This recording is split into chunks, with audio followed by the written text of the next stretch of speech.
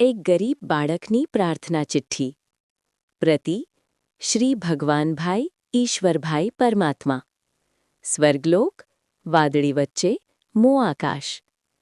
પ્રિય ભગવાન, જય ભારત સા જણાવવાનું કે હું તારા ભવ્ય મંદિરથી થોડીક દૂર આવેલી એક સરકારી શાળાના 7મા ધોરણમાં ભણું છું.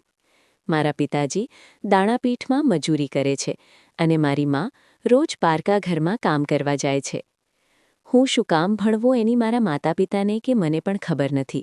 કદાચ શિષ્યવૃત્તિના પૈસા અને 1% મફત જમવાનું નિશાળમાંથી મળે છે એટલે જ મારા મા બાપ મને રોજ નિશાળે ધકેલે છે.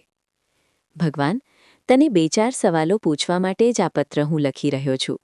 મારા સાહેબે કીધું હતું કે તું સાચી વાત જરૂર સાંભળે છે, એટલે તને આ બધું પૂછી રહ્યો છું. તું જરૂર જવાબ આપજે. પ્રશ્ન 1. હું રોજ સાંજે તારા મંદિરે આવું છું અને સવારે નિયમિત નિશાળે જાઉં છું. અમે તો તારા વહાલા બાલુડા છીએ.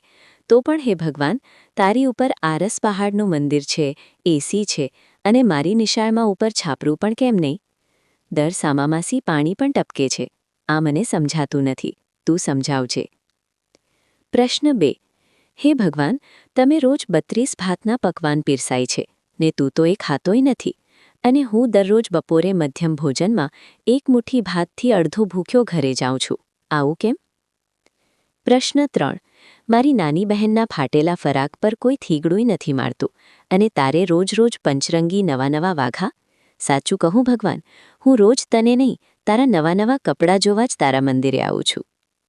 પ્રશ્ન 4. તારા કોઈ પણ પ્રસંગે લાખો માણસો મંદિરે સમાતા નથી અને 26 જાન્યુઆરી અને 15મી ઓગસ્ટે જ્યારે હું 2 મહિનાની મહેનતે તૈયાર કરેલું દેશભક્તિ ગીત રજૂ કરું છું ત્યારે સામે હોય છે માત્ર મારા શિક્ષકો અને થોડાક બાળકો. હે પ્રભુ, તારા મંદિરે જે સમાતા નથી એ બધાય મારા મંદિરે કેમ ડોકાતાય નથી? પ્રશ્ન 5.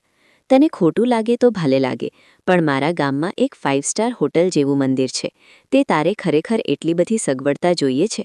અને તારા મંદિરે જેવી એક પ્રાથમિક શાળા પણ છે, પણ એમાં અમને ગરીબોના બાળકો ભણવા ન મળે એમ બધા કહે છે. એવું શા માટે?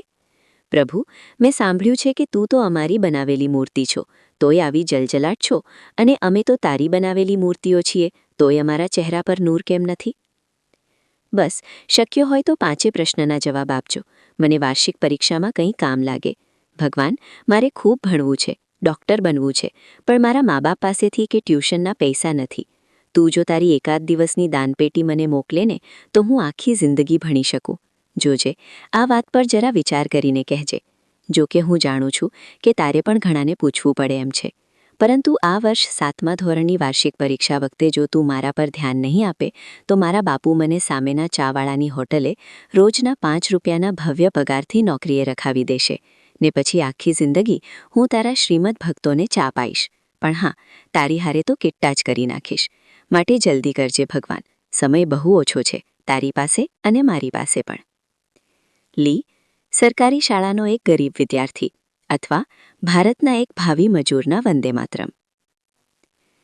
આ એક ગરીબી વિદ્યાર્થીની ભગવાનને પ્રાર્થના ચિઠ્ઠી તમને ગમી હોય તો લાઇક કરો, કમેન્ટ કરો, સબસ્ક્રાઇબ કરો અને આવી જ નવી વાર્તા સાંભળવા માટે મારી ચેનલ જોતા રહો. આભાર.